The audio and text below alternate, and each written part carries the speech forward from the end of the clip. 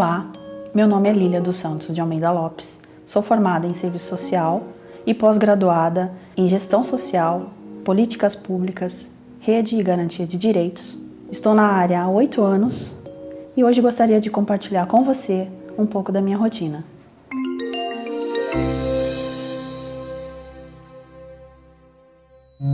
Bom, num primeiro momento, então, eu tenho uma agenda de pacientes. Basicamente, eu atendo de 6 a 8 pacientes num período de 6 horas de trabalho. O paciente oncológico, quando ele recebe um diagnóstico, ele passa pelo atendimento médico. Em seguida, ele é encaminhado para o serviço social, juntamente com o atendimento com a psicologia. Às vezes nós atendemos em conjunto, quando não dá certo, eu atendo primeiramente esse paciente e esse familiar. Eu faço toda a orientação, né, com relação a transporte, com relação a benefícios, com relação às regras da instituição, que também devem ser seguidas, com relação a acesso também ao tratamento, a medicamento, visitas domiciliares também são realizadas para verificar a situação, para verificar a dinâmica familiar. Também diariamente faço visitas aos leitos dos internados, os pacientes que estão em internação, a UTI também. Verifico se eles têm alguma demanda, que eles estão me trazendo alguma demanda naquele momento para que eu possa sanar isso. Atendimentos telefônicos, isso é constante, eu estou atendendo, o telefone está tocando, então é um trabalho bastante ativo, são 6 horas de trabalho, bastante enérgicos, eu não paro.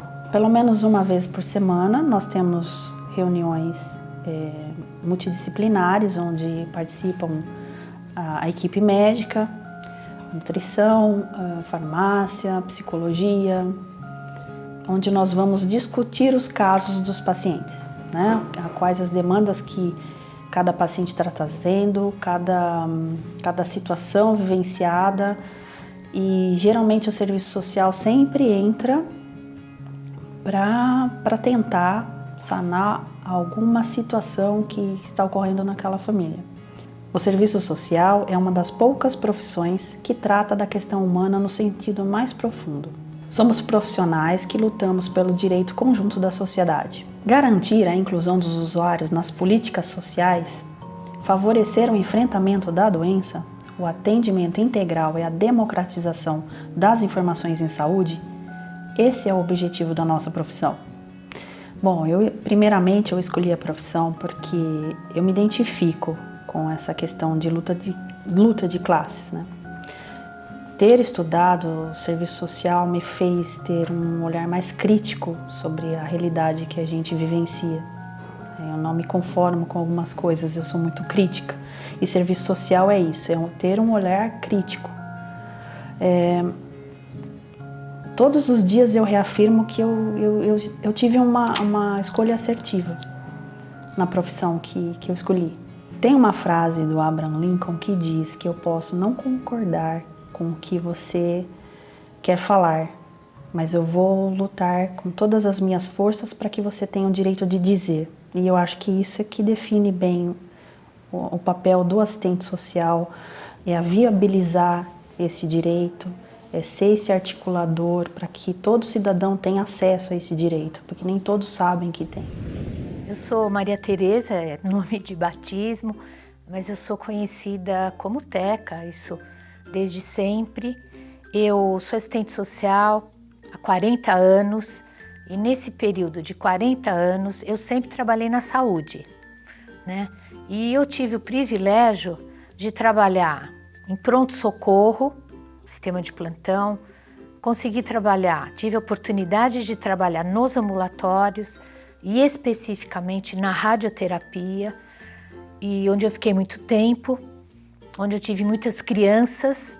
Então assim, era um trabalho onde o afetivo tinha que ser muito trabalhado também, e percorri outros ambulatórios, outras patologias, mas assim, aonde realmente eu me identificava era com pacientes portadores de câncer. E depois do ambulatório eu também trabalhei na enfermaria, sou voluntária da Abrale, sou voluntária da Ação Solidária contra o Câncer Infantil, que eu também acho uma experiência muito rica e onde os assistentes sociais também devem percorrer esse caminho. E nesse momento, o assistente social TECA, ele é gestor de uma divisão de serviço social dentro do Hospital das Clínicas da Faculdade de Medicina da USP, o que me dá muito orgulho, porque eu tenho inúmeras assistentes sociais que trabalham comigo e que também estão participando desse curso. Atuar como assistente social requer uma ampla bagagem, isso é extremamente importante. E é sobre isso que eu gostaria de refletir sobre algumas funções do assistente social. Em primeiro lugar, o contato com esse paciente, isso acho que vai ser recorrente nas outras aulas também, essa questão do acolhimento. Isso é de extrema importância, ser recebida a família, o paciente, ser acolhido. Uma grande característica do assistente social é essa questão da escuta com qualidade.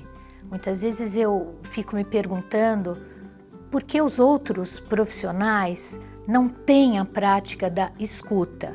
A escuta, ela é muito importante. Nessa conversa, nesse contato, temos uma coisa que muitas vezes até nos caracteriza. Essa coisa do conhecimento de quem é o paciente, essa biografia, o que ele nos traz, isso é muito importante.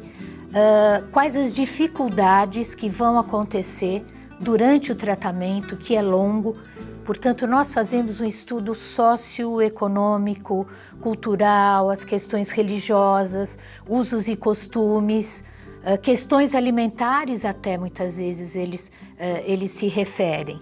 Interpretar normas e rotinas institucionais também é a nossa função para minimizar as dúvidas do paciente ou os parentes e garantir a proposta do tratamento. Também é muito importante escutar, acolher, apoiar o doente ou a família quando surgem as dúvidas, as dificuldades na adesão do tratamento. Precisamos incentivar o paciente a seguir corretamente o tratamento, a seguir as orientações do médico e convencê-lo a adotar hábitos saudáveis que possam melhorar a qualidade de vida. Um exemplo que eu posso citar é de um paciente em que a família veio do Nordeste, pessoas muito simples, humildes e lá não tinha acesso ao tratamento. Essa criança já veio para cá com pré-diagnóstico e aqui foi realmente diagnosticado que ele tinha uma neoplasia nos membros inferiores. Esse adolescente fez uma cirurgia, o qual acarretou algumas lesões, falta de mobilidade, e esse paciente precisava fazer fisioterapia. E a mãe, num primeiro momento, não entendia por que ela tinha que trazê-lo para a fisioterapia. Então eu chamei essa mãe, nós conversamos e eu expliquei a ela que o tratamento é como um todo, não é somente o tratamento médico, e sim com a equipe também. Quando o médico propõe que o atendimento seja com equipe multidisciplinar, isso também incluía a fisioterapia. E foi onde com algumas conversas, para que ela entendesse a situação, que realmente era necessário para que a criança ou adolescente tivesse um restabelecimento rápido da sua mobilidade, essa mãe aceitou e deu tudo certo. A criança se restabeleceu e hoje ela não tem sequela nenhuma. Depois desse conhecimento que temos da família, nós precisamos, nesse momento, descobrir e avaliar quem é que pode ser o cuidador, o acompanhante desse paciente nesse percurso desse tratamento que é extremamente longo.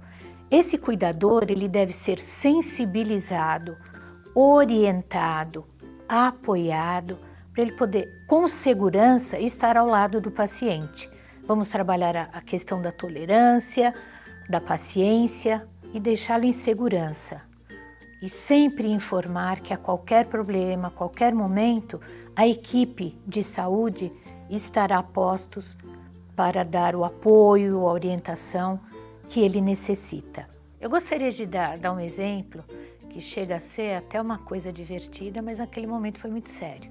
Uma paciente chegou até minha sala, falou: olha, Teca, eu queria conversar com você, que eu acho que deve estar acontecendo um problema muito mais sério do que o médico falou para mim. Eu estou assim muito preocupada, eu queria dividir isso com você.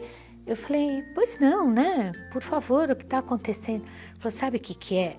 O meu marido, ele morre de medo de avião, ele tem um verdadeiro pânico. E aí ontem ele chegou e falou que ele tinha uma passagem para nós viajarmos de avião. Então assim, eu fiquei muito apavorada, meu caso realmente deve ser terminal. Aí falei: não, a senhora fica tranquila, não é nada disso. Eu gostaria muito de conversar com ele, para que ele consiga controlar um pouco essa ansiedade dele que está acontecendo por conta de todos os retornos que você tem aqui no hospital, os exames que ainda são invasivos. Então, eu acho que merece uma conversa comigo, junto com a colega da psicologia, para que realmente vocês tenham assim, um convívio mais tranquilo. E há casos em que o paciente vive em condições de maus tratos ou negligência. É nosso papel identificar essas situações, propor soluções ou encaminhar o caso para os órgãos competentes.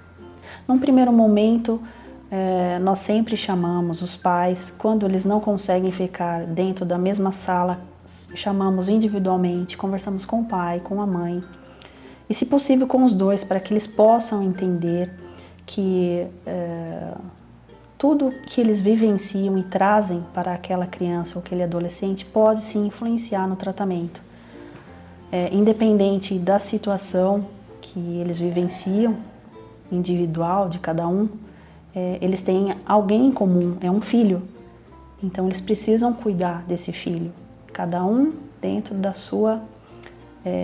dentro do seu limite, mas cada um tem que cumprir o seu papel de pai e mãe. Quando isso deixa de acontecer, quando cada um foge da sua responsabilidade e nós não conseguimos mais diálogo, conversar abertamente com esses pais, nós acionamos o conselho tutelar para fazer o acompanhamento do caso. Geralmente nesses casos nós encaminhamos esse paciente, esse familiar, para um acompanhamento com a equipe multidisciplinar, onde ele poderá realizar uma terapia psicológica.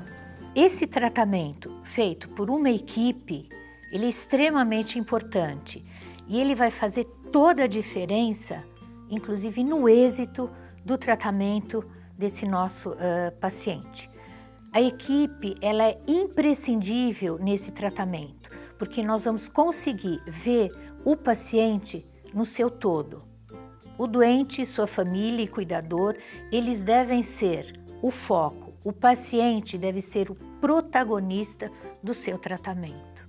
Eu gostaria de fazer uma citação Almeida Mishima, 2011, quando ele diz: a assistência à saúde, para ter as características centrais de um trabalho coletivo e complexo, não pode prescindir do trabalho das equipes multiprofissionais. Atuar em uma equipe de modo integrado significa conectar diversos processos de trabalho com base no conhecimento, no desempenho do outro e na valorização da participação deste na produção de cuidados. Significa construir consensos quanto aos objetivos e resultados a serem alcançados pelo conjunto de profissionais, bem como a maneira mais adequada de adquiri-los. Segundo Ribeiro et al., 2004, significa também a utilização das interações entre agentes envolvidos e reconhecimento recíproco da autoridade e autonomia. O que quer dizer? Num grupo, numa atividade onde envolve um grupo multidisciplinar, uma equipe de saúde, todos devem ter autonomia e a autoridade. As equipes multiprofissionais, elas surgiram com a reforma sanitária, tendo como objetivo garantir um novo conceito de saúde, trabalhando o indivíduo em sua totalidade. O trabalho em equipe, ele possibilita ao paciente uma assistência em todos os aspectos que possa vir a trabalhar a evolução de uma melhora. De acordo com o nosso Código de Ética Profissional do Assistente Social de 1993, a atuação em equipe interdisciplinar, ela é obrigatória. A intenção é que, ao participar de reuniões, discussões reflexivas, o assistente social e os outros profissionais de saúde consigam chegar a uma única linguagem. O assistente social, ele fornece para a equipe dados sobre a situação socioeconômica, composição familiar, qualquer situação, problema que possa impedir ou dificultar a aderência ao tratamento. Por outro lado, o assistente social pode solicitar da equipe pareceres e laudos. Esses pareceres, gente, e os laudos, eles são extremamente importantes para a aquisição de benefícios. Temos alguns casos que podemos classificar como negligência, devem ser notificados ao Ministério Público, e temos também pacientes que chegam no estágio onde eles não podem mais permanecer no convívio de seus familiares e são encaminhados para instituições. Infelizmente, temos alguns casos que vão para instituições de longa permanência por conta dessa dificuldade da família dar a assistência necessária. Esses laudos também são muito importantes, como temos a necessidade de albergamento ou mesmo encaminhamento para casas de apoio e outras situações. O trabalho da equipe multidisciplinar contempla ainda proposta metodológica visando atenção global aos usuários, uma reflexão para possíveis alternativas de enfrentamento da doença. Por se tratar de um trabalho coletivo, é um processo com participação e intervenção, onde o fim é definido e deve ser alcançado. É um trabalho mais integrado e com maior comunicação entre os profissionais. A confiança estabelecida entre paciente, família e equipe de saúde é muito importante e influi positivamente no tratamento. Essa relação deve ser baseada em dados reais que possibilitem aos pacientes e familiares conhecerem tudo sobre o tratamento sem afetar as expectativas. Valorizar o atendimento pela equipe multidisciplinar e abordar o paciente junto à sua rede de relacionamentos. O assistente social precisa estar preparado para atender pacientes oncológicos. Só assim poderá prestar um atendimento de qualidade. Então vamos lá. O que é o câncer?